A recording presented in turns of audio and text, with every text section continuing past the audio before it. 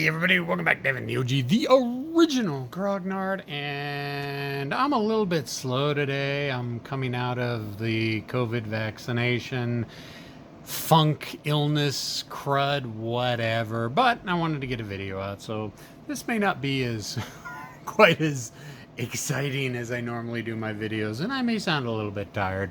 I'm still in my sports phase. Yeah, I know. So this one, anybody who knows me, they'd probably be really surprised with this. I am not a golf fan. I will never play golf beyond putt-putt golfing. I barely will watch golf. Although I do enjoy playing the hell out of golf. There used to be a bunch of us that used to play Tiger Woods on the 360 together, and we played that for months and months and months and months. And I do like card and dice golf games. I can't say why I don't like the actual game, but I like the card and dice aspect a lot more. I don't know. Maybe it's just my strategic analytical mind allowing me to sit back and actually conduct strategery without having to be physical about it and actually apply that in real life, where I would probably suck. Anyway, so what we got, and I picked this up not too long ago. Play.com, Keith Avalone. You've heard me talk of him before. I own a few of his games. History Maker Golf. Now, this is not, for those of you who know card and dice games, there's nothing here that's going to be new or exciting. This is mainly for my wargaming friends and wargaming followers who probably may not know about this, but might be interested in it.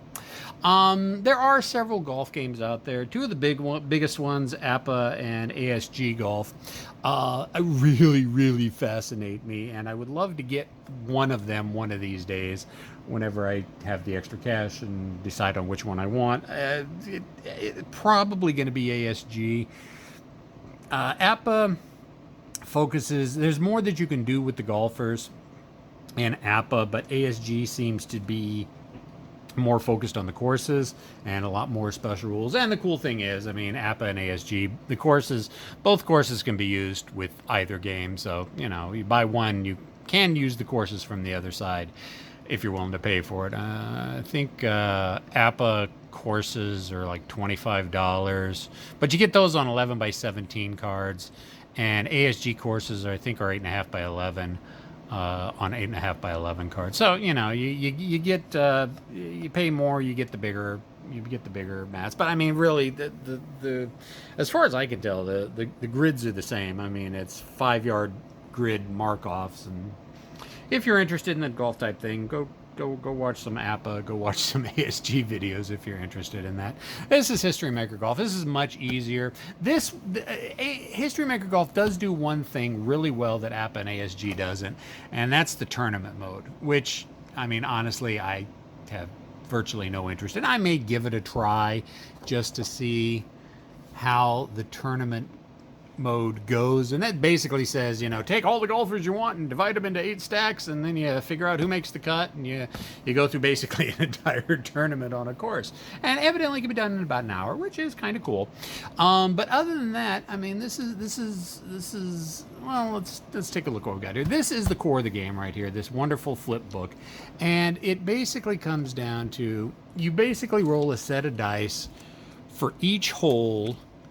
And depending on what the stats of the golfer are, and whatever that roll is, and whatever the hole is, we'll get to that in a little bit, will tell you different things to look for, and then that'll tell you how close you get to the birdie and what it sets you up for, you know, how close it sets you up to the pin, and what type of putt you're going to need to sink it. And this right here is probably one of the biggest cards, and this is the putting. You're going to probably be looking at this more than anything else. So basically, routine putts for birdie or eagle, any golfer, and things are rated easy, moderate, difficult, double difficult. So, you know, if they say you've got a chance for moderate putt for birdie, well, you're going for a birdie and a moderate putt, you make it on a 1 or a 2. Then if you don't make that, then it'll be routine putts for par or worse, and you go down, so it'll be par, but it'll be one easier, which is high, which is only a 1 in 36 chance. And then you've got clutch putts, and different stats. And then you got something for match play and for the pins and out of contention golfers for the tournament thing. So a few little charts here. I did go ahead and pick up the how-to guide for making your own golfers and courses. We'll be getting into that, so I picked that up as well. So, but basically, you roll a bunch of dice, and that will tell you what your effect on or how you approach the hole is going to be. So let's go ahead and get out one of these cards right here. Let's take a look. I haven't punched any of these out yet. I know, I'm so bad. Anyway, so this is a championship course, Augusta, Georgia. Now, one thing I will say is that because Keith is selling these courses, he can't use the actual course names without getting licensing. So he changes the name just a little bit. So, for example, I picked up course set 1. And so we've got in the course set 1 is Blackjack. They call it Blackjack, but it's based off of TPC Summerillion in Las Vegas. Workers Pin GC out of Pennsylvania is based on Marion Golf Club, so on and so forth. So they changed the names just a little bit just so they can get around the licensing. And, you know, probably changed up the course just a little bit as well. But you've got each hole, and this is what you're going to be rolling against. Now, what you got up here, you've got daunting and challenging. Those are just kind of code words or keywords for the hole, and that gives you the quick description: straight shot with a special care to avoid bunkers on the right. Green is legendary for its difficult with 6-foot breaks, not common. And then the exclamation point means that's another code word. It's a difficult hole. And then basically you've got a series of numbers up here, and that series of numbers is the most important thing. It took me forever to figure out what those numbers really applied to. So basically that determines if the course controls the hole or if the putter or if the golfer controls the hole. So what does that mean? Well, basically when you start off, you roll a bunch of 6, and this is, well, you've got a decider dice too, but that doesn't always come into play. This right here determines the entire hole except for the putting. So basically what you do you look for the white dice, and the white dice will tell you if either you control the hole or if the course controls the hole. And if you roll one of the numbers equal to the pips that are showing, so I rolled a 5 here, this means the course is going to control the hole. Now, like I said, for the longest time, I couldn't figure out what the big difference between the course controlling the hole and the golfer controlling the hole is. Basically, it comes down, if the course is controlling the hole, you're going to have a harder time making a putt. You're going to have a real hard time at making birdie, maybe a moderate chance for par. But if you're controlling it, the dice rolls will come out where you have a better chance at making a birdie. It just basically means you're going to have extra hoops that you got to run through. So basically, it's going to be harder for you to get a good score if the course is controlling the hole. So for this example, it would be a 5. I rolled a 5, so the course would control the hole. So what does that mean? Well, basically we take the metallic and the black dice and always read from lowest to highest, never any other way. So it's always lowest to highest. You got a 13. Well, that will tell you 13. And if you can see the symbol, that's going, you cut it right into the trees on the first stroke. And then you'll go to the book, and then that'll tell you what exactly situation you have to look at. So let's take a look at, let's see. Okay, so here's tree, and oh yeah, of course, you've got the par and how far it is. So this is a par 4. So we're going for the trees. And right here, we've got par 4 tree hazard. So this is the chart we'll be looking at. And if you remember, we rolled a 13. So that is a 1 by that. So that was on the first stroke. So tree hazards, first stroke, ball in, trees from tee shot. Then you look at your green dice, and that'll tell you exactly what number, what entry to look at. So this is a 5. So we look at a 5, and then you say, all right, is your golfer a master? Now, well, what does that mean? Let's take a quick look at some of the golfers here. The golfers all have keywords on them as well. And basically, you're looking for those keywords to match up. It's an if-then type of thing. It's kind of like computer programming. If you have this skill, then you do this. If not, you go with this. All right, so this one, and we rolled a 5. Swoosh, right on the money. Rolls to the heart of the green. Easy putt for par. Okay, so that's pretty good. But again, it's an easy putt for par. We lost out a chance of getting birdie because we had to roll against the trees because we let the course control. But if you're not a master, otherwise, slow down by tree branch, ball tickles to the edge of the green. Difficult putt for par. Yeah, so there you go. You don't want the course to control things, because normally the charts that you look for that are bad. So anyways, so we're taking a look at this. So if you were a master, it'd be an easy putt for par. And then you go ahead and look at this, and you're going for par. An easy putt for par would be high, which is 1 in 36 chance, double sixes. However, if you weren't a master, then it would be 4.5 difficult putt for par.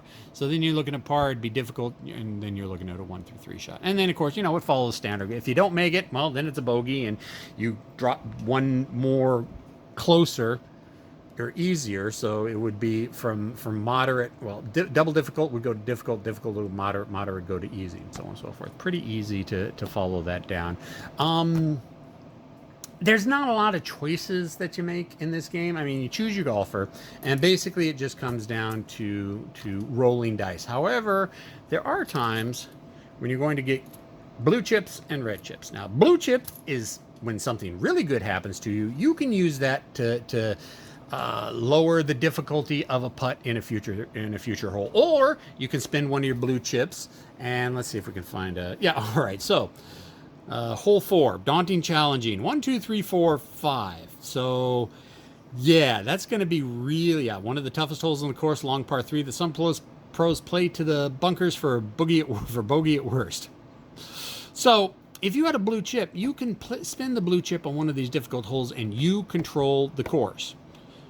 And so instead, you won't have to look at this matrix here. You'll actually look at a bunch of charts that are a little bit more friendly to you. And these are the charts here. And so say we're going for a par 3. Say we spin our blue chip. We have control of the course. Still got to roll the 3 dice. And what do we? Again, you always read from lowest number to highest number. So that'd be a 3, 4, 6. So on a par 3, we look at a 3, 4, 6, which, isn't the greatest, but it's not the worst. So we look at 3, 4, 6, and it would be decent shot, but unfortunate bounce. And then you'd have to look at this, which is, I think that's clutch shot. I always forget what the flag is. But it is, so that tells you, unfortunate bounce. You have to, where's the chart? I remember what this is. Honestly, where is it? Nope, it's not strong applause, not pins. That is one chart. I always forget what it is, but you go to another chart and you follow up. Where is it? Yeah, short game, right here. Short game. I always forget it's the short game. So, and then,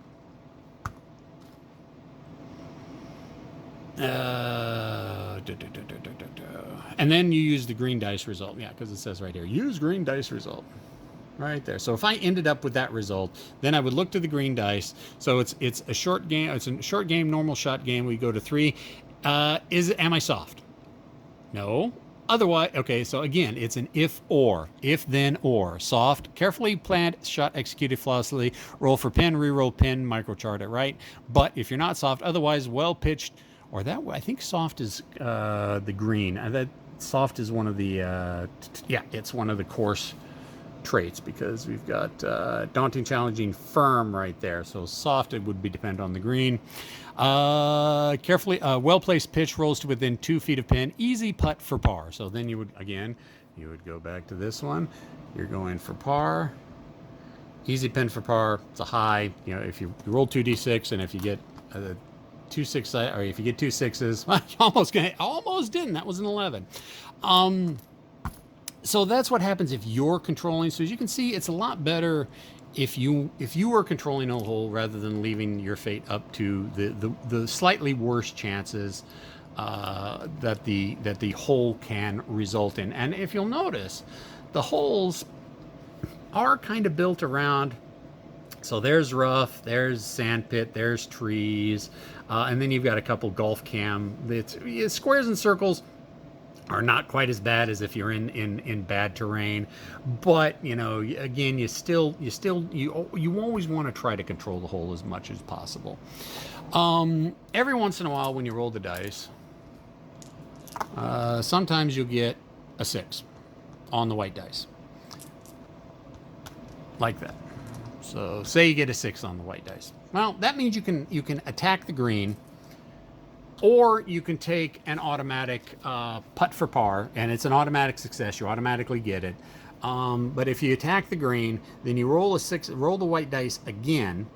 Then you roll on this chart to see what happens. It could be good, could be bad. Or you can play it safe and 2-putt, gimme putt for par and blue chip. And well, what happens is that's one of the ways you get a blue chip. If you attack the green and just play it safe and take the par. But yeah, that's what if you roll a 6, you can attack the green, and that's a way to bypass the normal chart. Because I mean, if you kind of look on a par 4, if you attack the green, you roll a 4. Golfer check, see note above right. Golfer check. If he's a master, fabulous recovery. Easy putt for birdie. There you go. Workman, off target, difficult putt for par. Otherwise, fights back, difficult putt for birdie. So, I mean, sometimes it can be good, sometimes it can be bad. Like right here, attack within a few yards of pin, moderate putt for birdie. So, sometimes it's good to attack the green. Sometimes you just want to go ahead and play it safe and take the par and take the chip. There are sometimes you'll get results where the crowd will groan, and yes, that is an actual table. Let's see if I can find it. Yeah, gallery groans. Normally, you get a red chip. Gallery groans, and then if the gallery cheers, if you get a result with the gallery cheers, you get a blue chip. So there's different ways to get blues and red chips. Now blue chips are good for you because, like I said, they can make you can burn one to make a future putt easier or control the course. A couple other things you can do with it. Red chips are kind of the opposite. And the thing is, you have got to burn off your red chips before you're done with the course.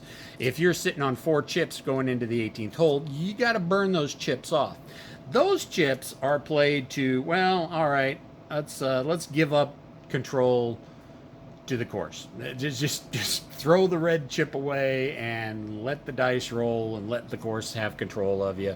Or you can burn a red chip to make it one step more difficult when you're putting. So, a moderate becomes a difficult.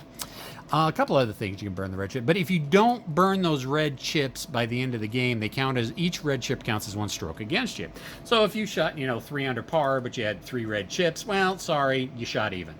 So got to kind of pay attention to the red chips. So aside from that, when to spin the blue chips, when to spin the red chips, and attacking the green, there's not much decision making that goes on.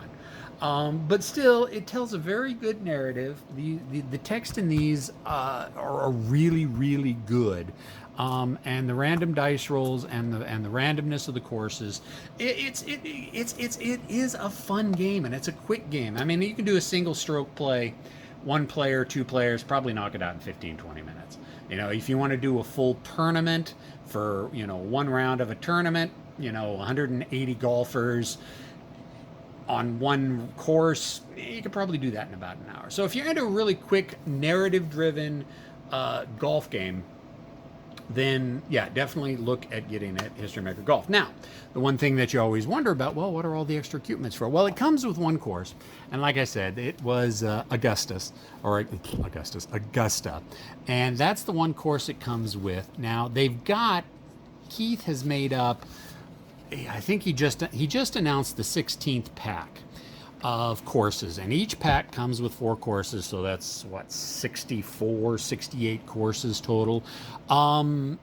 And he's got a lot of really good courses, and the cool thing is when you order them, you get the cards. They can be perforated. You can order PDF as well. I just don't like the PDF. And then you get course collection 1, and it gives a quick rundown on what the course is, what's it based on, and just notes on the tour overall. So you've got at least 64 courses, official courses. Now, that's not all the courses there are out there. There are fan-made courses, and you got to go to the Play.com's Facebook, and if you go there, or to the Delphi forums, or to the Play Discord, you can find out where the collected repository of all the fan-made stuff is at. And I went through the fan-made stuff, and there's probably about 100 courses, 100 fan-made courses. So, yeah, you're not going to run out of courses anytime soon. Now, there is no official courses for my two favorite courses, Valhalla and Wolf's River, or Wolf's Run. However, there are fan-made courses, so I downloaded those immediately. And yeah, I downloaded like, I don't know, probably a good 50 courses, and going through and picking out which ones I wanna golf on. I think one of the I picked like 4 or 5 courses that I wanted to start off with. Abu Dhabi was one of them. Valhalla, Wolf's Run. There was one out of Japan. There was one out of England. I don't remember the names of them. I'm horrible with names like that. So yeah, you're never going to run out of course. Even if you don't, I would highly recommend purchasing course packs from Keith. But if you just want to go with player-made courses, there's plenty of ways to go out there. Oh, I did forget to mention the Decider dice. Decider dice is kind of a staple, and it's very popular with Play.com games. Keith uses Decider dice in a lot of games. Basically, it comes down, sometimes you will get a stat or a keyword that has a circle by it. So like Stuart Sink on the woods, he's a yeoman. And Davis Love on the, or he's a yeoman, but he's got that dot there. So he's a partial yeoman. Davis Love is a partial champion, partial hero, partial laser. Basically what that means is anytime that skill comes up that you need to look for, you roll a Decider dice. And it's basically a 50-50 shot. And that's basically what this dice is. If it comes up with the 3 pips, then he is actually that stat. And if it comes up with 3 blanks, then he's not that stat. And that's this game was based on History Maker Baseball, which uses a similar type of book like this, and stats of well, not partials. The partials the wrong word. So semi rust, semi sandy, or bomber, legend, king, what have you.